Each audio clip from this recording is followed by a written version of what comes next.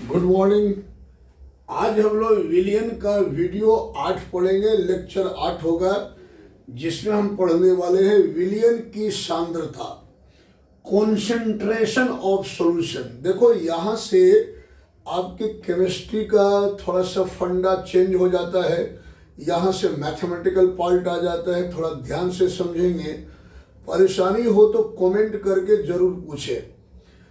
देखो विलियन की सांद्रता किसे कहते हैं। मैंने एक दिन समझाया था कि सांद्र का मतलब होता है गाढ़ा या गाढ़ापन।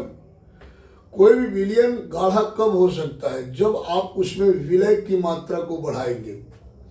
विलियन में विलय की मात्रा जितना ज्यादा होगा वो विलियन उतना ज्यादा सांद्र होगा, उतना ज्यादा गाढ़ा होगा।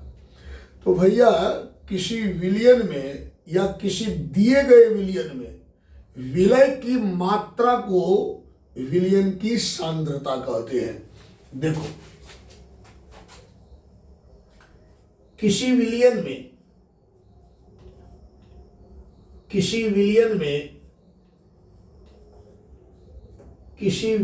में विलय की मात्रा, विलय समझ रहे हो ना, सॉल्यूट की मात्रा,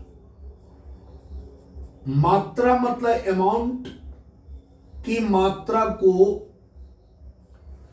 विलियन की सांद्रता कहते हैं। विलियन की सांद्रता कहते हैं,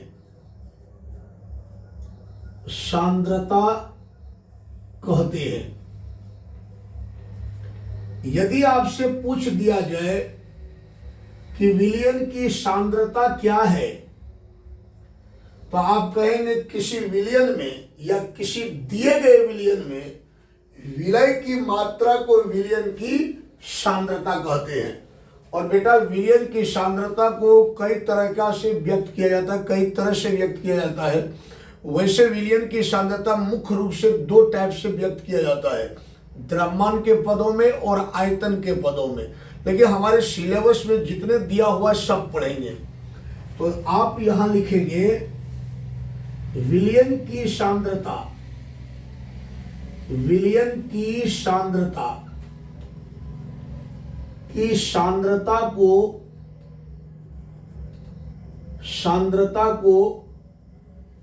विलियन की सांद्रता को निम्न प्रकार से, विलियन की सांद्रता को निम्न प्रकार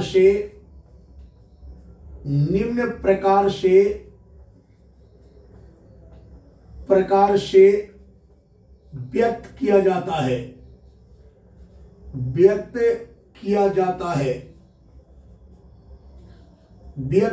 जाता है।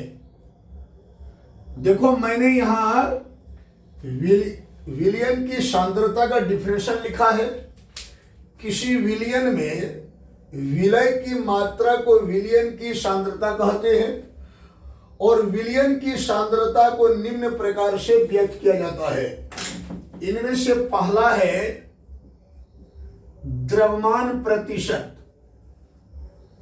पहला क्या है बेटा? द्रव्यमान प्रतिशत। द्रव्यमान प्रतिशत, जिसको आप अंग्रेजी में बोल सकते हैं मास परसेंटेज। द्रव्यमान प्रतिशत को अंग्रेजी में कहते हैं मास परसेंटेज और इसको दर्शाते हैं W/W से। ठीक है, W/W। दूसरा है आयतन प्रतिशत, आयतन प्रतिशत और इसको दर्शाते हैं V/V से। तीसरा है द्रव्यमान आयतन, द्रव्यमान आयतन प्रतिशत और इसको दर्शाते हैं W/V से। चौथा है ppm,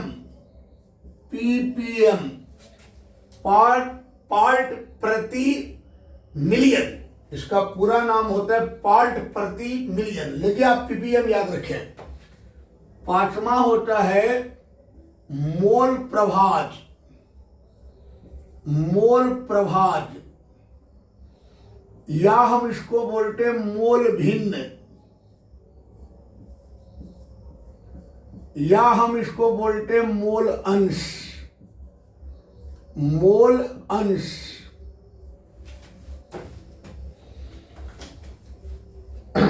छह नंबर में आता है, देखो हम यहां झुकना पड़ रहा है इसलिए हम यहां से लिख रहे हैं, आप ऐसे लिखते जाएंगे।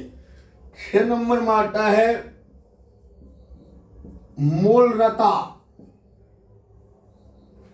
7 नंबर में आता है मूलता,